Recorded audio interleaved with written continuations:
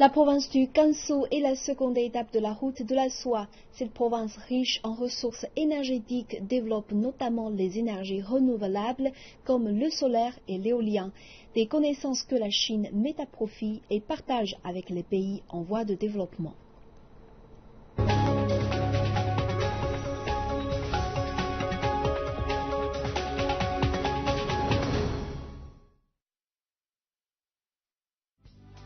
La province du Gansu est l'une des principales zones de développement du photovoltaïque et de l'éolien en Chine. Elle se place en première position pour l'utilisation de l'énergie solaire et troisième pour l'énergie éolienne. Nous nous sommes rendus à Lanzhou, capitale de la province, où le gouvernement chinois et l'ONU ont créé en 2005 le Centre international pour le transfert de technologie de l'énergie solaire. Le centre accueille depuis 1991 des formations destinées aux cadres des pays en voie de développement. Des classes sont régulièrement organisées pour les cadres venant de pays francophones et nous avons pu assister à des cours suivis par un groupe de cadres mauritaniens.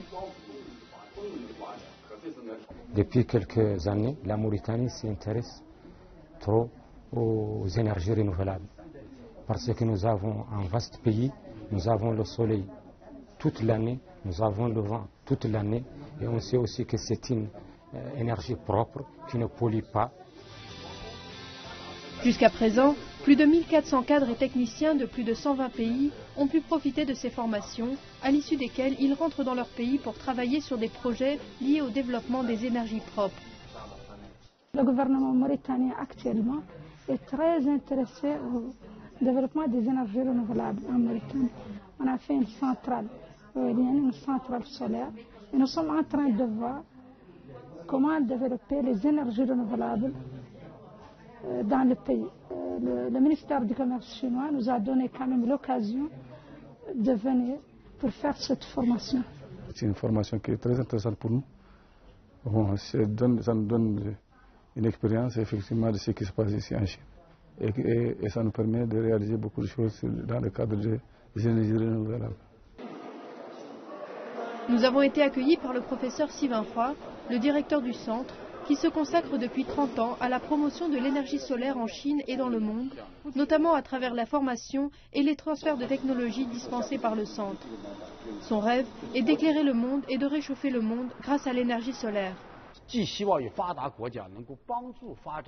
Mon souhait est que les pays développés puissent aider les pays en voie de développement à exploiter l'énergie solaire et les autres énergies propres, les aider à réduire leurs émissions de carbone, les aider pour le développement économique de leur société, que ce soit sur le plan technologique ou financier, pour qu'ils se développent plus vite, mais surtout de manière plus écologique. L'Organisation des Nations Unies pour le développement industriel travaille en étroite collaboration avec le gouvernement chinois depuis plus de 40 ans. Cette coopération a donné le jour à 350 projets pour un investissement de 240 millions de dollars. Pour son directeur général, M. Li Yong, le développement industriel est nécessaire à la croissance économique.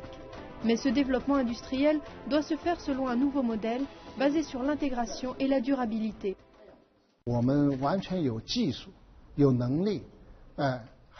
Aujourd'hui, nous avons la technologie et la capacité et nous avons besoin de politiques adaptées pour réduire la pollution causée par le développement industriel.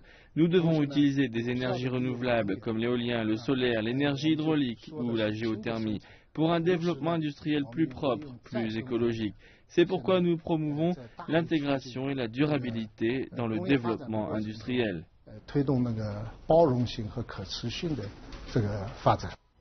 Grâce au travail du professeur Xi et des experts internationaux, davantage de pays peuvent profiter des technologies et de l'expérience de la Chine en matière d'énergie renouvelable pour un développement plus respectueux de l'environnement.